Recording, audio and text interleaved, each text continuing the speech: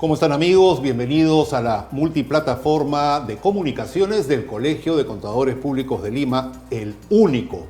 Y damos inicio a este espacio que lleva por nombre Mundo Contable, que es de suma utilidad en la experiencia del día a día de los miles de afiliados, de colegiados que tiene este gremio, precisamente para comprender un poco más la utilidad social, política, económica que tiene la labor del contador público en nuestro quehacer cotidiano.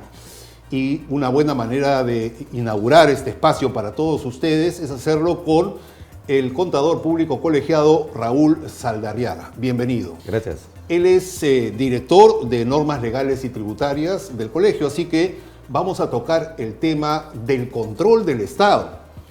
Un asunto sin duda recurrente que parece una labor prácticamente casi imposible, porque las leyes a veces son un tanto engorrosas, las organizaciones criminales en muchos casos tapan cualquier posibilidad de ingresar a los operadores de justicia y toma un tiempo realmente extenso el llegar a la verdad. Sin embargo, la labor profesional de los contadores públicos colegiados en este tema es indispensable para cuantificar ese daño que se le hace al Estado peruano, al cual todos aportamos con nuestros impuestos y prácticamente todos somos víctimas del latrocinio que se repite durante los distintos gobiernos. Así que le preguntamos al señor Saldarriaga, ¿es difícil controlar al Estado?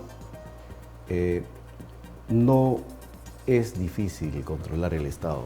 Es cuestión de disciplina, cuestión de actitud, porque en el Estado todo está definido. Hay lineamientos para todo lo que son los sistemas. En el caso a que se debe la entrevista es de que en el sistema de control interno, esto está enfocado por la Contraloría misma y es siendo el ente rector, ellos ven el control externo y el control interno. El control externo lo ve la misma Contraloría, lo ven los órganos de control institucional y lo ven la sociedad de auditorías. En este caso, para abocarnos directamente, el control interno, quien lo ve es la misma ejecutora.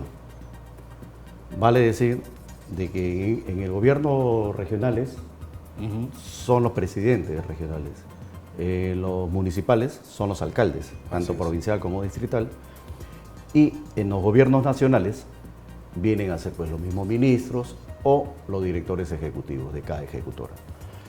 Y vemos en común, en la mayoría de las ejecutoras, el mal uso de los recursos del Estado.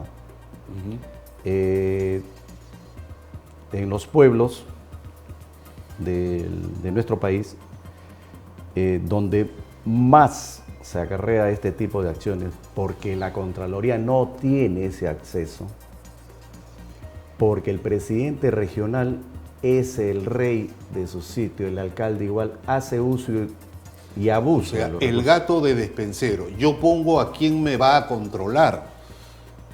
Es un poco como cierta procuradora que ni siquiera hace una pregunta cuando hay una audiencia con un personaje político.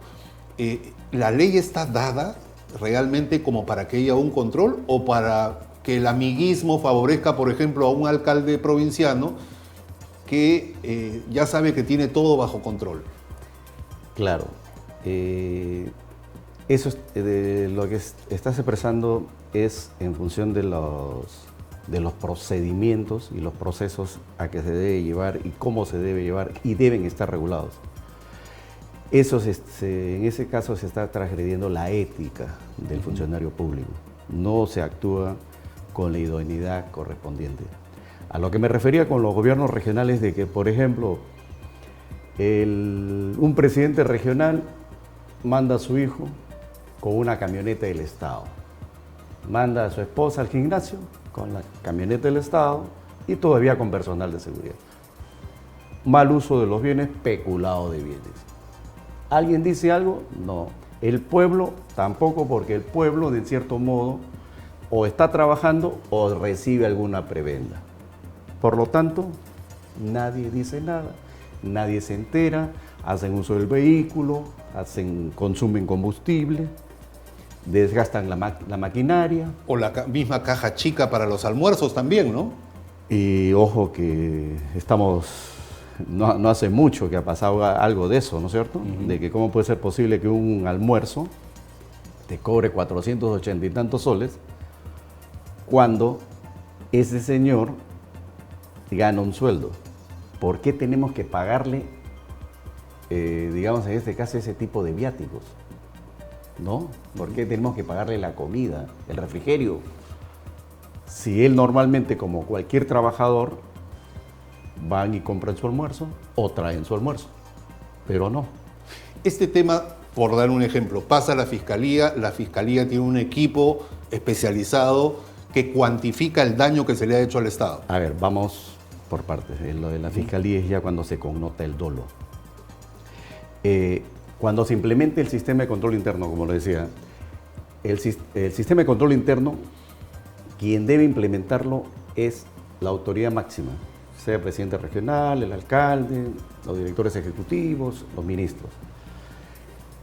Esto se da en función a 5 componentes que son estandarizados por el caso COSO, ¿no es cierto? Que es el ambiente de control, evaluación de riesgo, actividad de control, información y comunicación y supervisión. En el Estado se maneja por 3 ejes: la cultura organizacional, evaluación de riesgo y supervisión.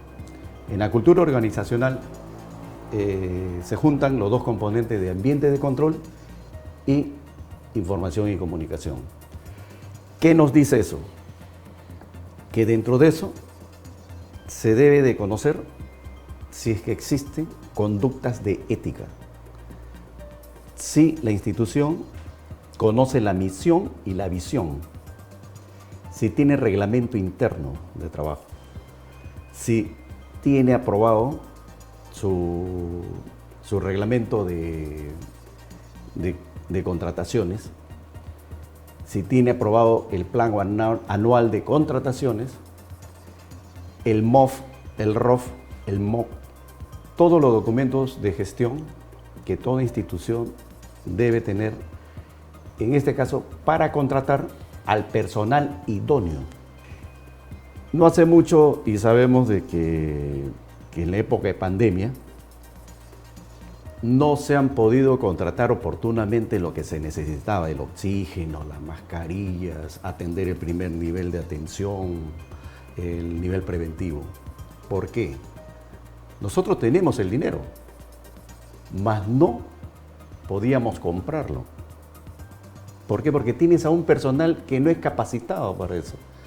A la persona capacitada la has sacado, la has puesto de lado. O también ahí se identifica en la identificación, valga la redundancia, de riesgos, que hay un estado de emergencia que lo permite todo. Comprar directamente, comprar sin concurso, sin licitación. Es el estado de emergencia que se acaba de prorrogar por 180 días. Así es. Un caldo de cultivo precisamente para estos riesgos. Claro, pero la Contraloría, al detectar eso, ha activado el control concurrente con el efecto del control posterior. Y la Contraloría creo que tiene más de cerca de 1000 denuncias respecto a eso. Eso se va al control posterior y eso ya va con sanciones administrativas, civiles y penales. Y felizmente de que en agosto del 2021 se le ha instaurado nuevamente la capacidad sancionadora a la Contraloría. Que acuérdense de que eso se la retiraron, creo que con Vizcarra, porque sabían de que todo lo que iba a suceder. Pero a partir de agosto de 2021, todas las acciones que se han realizado recién pueden ser sancionadas por la Contraloría y pueden ser dirigidas a lo que decías, tanto al procurador, si se evalúa y está dentro de la tipicidad penal, al Ministerio Público. Sí recordamos el impasse, por decirlo menos, que hubo entre el gobierno de Vizcarra y el entonces Contralor, ¿no es cierto? Precisamente por el tema del aeropuerto de Chinchero. Si nosotros no tratamos bien al capital principal de toda institución, que es el ser humano, lo desmotivas. Acuérdate que en el gobierno de Alan García se crea el Servir, se crean las gerencias públicas. Y eso en función a lo que nos decía de la lucha anticorrupción, porque tampoco cualquiera puede entrar al sector público y estar administrando fondos del Estado, ¿no? Recursos del Estado, llevando a licitación sin tener el perfil, ni menos la capacitación constante. Muy buena iniciativa. Llega el señor Humala y todo eso se lo trae abajo. Cualquiera podía entrar. Humala hizo lo que hizo, deshizo prácticamente la modernización del Estado, que hasta ahora nos está costando. Llega o entra PPK, ya sabemos cómo se llega. Entras, pero me permiten a mi gente de línea, y continuamos en lo mismo. Vizcarra continúa en lo mismo y hoy es el saldo final, porque la pandemia nos agarra con todas las instituciones del país no preparadas para lo que se podía venir. Y esto, lo que vienen a reclamar, es cierto, pero también pongámonos a pensar, no solamente es el gobierno nacional, son los gobiernos regionales. Supongamos que un gobernador no robe, pero el simple hecho de no ejecutar satisfactoriamente el 100% de su presupuesto para el ejercicio fiscal ya es una, digamos, contravención a la normativa. Lógico, es por inacción y omisión. Imagínate, y me ha sucedido a mí, en que por A o por B, digamos en el sector salud, nosotros tenemos programas de madre-niño, la madre gestante. El Estado vuelca sus recursos para que esa madre tenga una gestación saludable y un niño saludable. Así es. ¿No es cierto? Pero yo pido, arréglenme las ambulancias, ¿no es cierto? Pido el recurso y no las hago. Y esa gente se muere. Teniendo tú el recurso y no lo hiciste, eres cómplice de esa muerte. Así es. ¿Ah? Eso no se puede cuantificar. La vida humana no tiene precio. Sin embargo, escuchamos reiterativamente que la corrupción en el Perú supera los 23.000 millones de soles, es decir, unas 11 veces o 10 veces el presupuesto del Poder Judicial, nada menos. ¿Se anima usted a coincidir con esa cifra? Para un contador con su experiencia, ¿es fácil poder cuantificar el costo? Así haya temas como el de la vida humana, que es incuantificable, pero ¿ese es el daño que se le ha hecho al país? No, sí he visto al Contralor que declara eso, pero él tan solamente habla de la corrupción inmersa en lo que se ha dejado de hacer y la inconducta funcionales de los funcionarios. Pero lo que no evalúa él es cuánto me ocasiona en pérdida el no hacer. Muy bien, yo le agradezco, y a tomar en cuenta estos puntos, como por ejemplo el de pago a los funcionarios por resultados. Sería una buena alternativa para que en el Congreso se pueda debatir y quizá modificar las leyes vigentes a fin de que quien realmente cumpla con su trabajo, como en el sector privado, como los profesionales del sector privado, cobren de acuerdo a los resultados que exhiban.